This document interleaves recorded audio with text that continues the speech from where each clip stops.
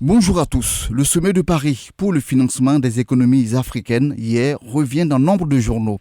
Pour Fraternité Matin, c'était un rendez-vous de l'espoir, précisant que, selon une note de la présidence ivoirienne, l'on sait que le président français Emmanuel Macron a recommandé la rénovation des règles de gouvernance et financière pour le continent africain, en mettant un accent particulier sur les secteurs dont l'éducation et la santé.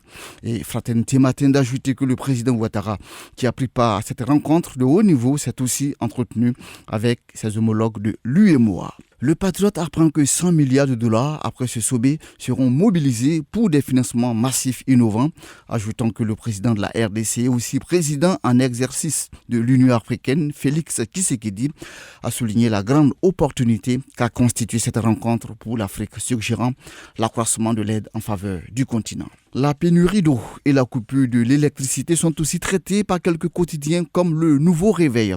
Il apprend que le problème de l'eau n'est plus un sujet classé tabou pour les Ivoiriens, avant d'expliquer que des centaines de femmes et jeunes étaient dans les rues hier pour réclamer l'eau, soutenant que l'État a totalement démissionné. Son édito, lui, est consacré aux coupures de l'électricité en s'intéressant aux mots délestage et rationnement, pour conclure que le gouvernement préfère celui du rationnement.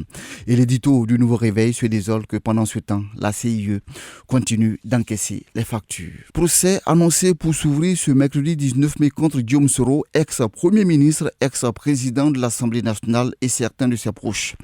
Sur ce sujet, le Patriote écrit, accusé de complot contre l'État, Soro, Loboyon et les autres, selon l'article 158 du Code pénal ivoirien, risquent la détention à vie. Et ce journal révèle que Alain Loboyon a choisi de comparaître en homme politique n'ayant aucune appartenance politique, d'où sa démission de toutes les instances du MVCI, Mouvement pour la promotion des valeurs nouvelles en Côte d'Ivoire, et de GPS, Génération et Peuple solidaire, très proche de Soro. Pour Soir Info, ce procès est un important tournant de la vie de Soro et parle même de descente aux enfers pour tous les accusés qui risquent la peine à vie. Le retour de Laurent Gbagbo fait aussi le chou gras de certains journaux. Pour le quotidien d'Abidjan, son porte-parole Justin Koné-Katina explique que ce retour est d'autant plus pesant pour la CPI que dans ses conclusions, lors de l'arrêt du 31 mars, le juge président de la Chambre d'appel a intimé l'ordre au greffe de prendre toutes les dispositions afin d'assurer un retour sécurisé du président Laurent Gbagbo et de Charles Blé Goudé. Quand le temps apprend que Gbagbo ne peut pas rentrer en catimini, justifiant que le gagnant de son retour populaire, c'est bien le gouvernement ivoirien. Et sur les obsèques de Laurent Donafologo, décédé il y a quelque temps, Fraternité Matin parle d'hommage de la nation aujourd'hui au sein du Conseil économique et social, précisant que plusieurs temps forts, dont les honneurs, seront rendus à l'illustre disparu.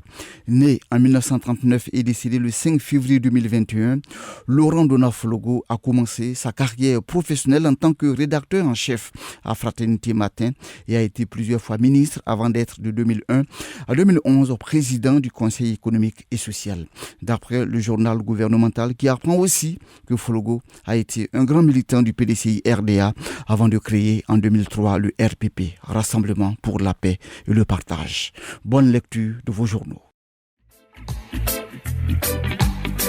Radio de la paix. Se parler, s'écouter, se comprendre.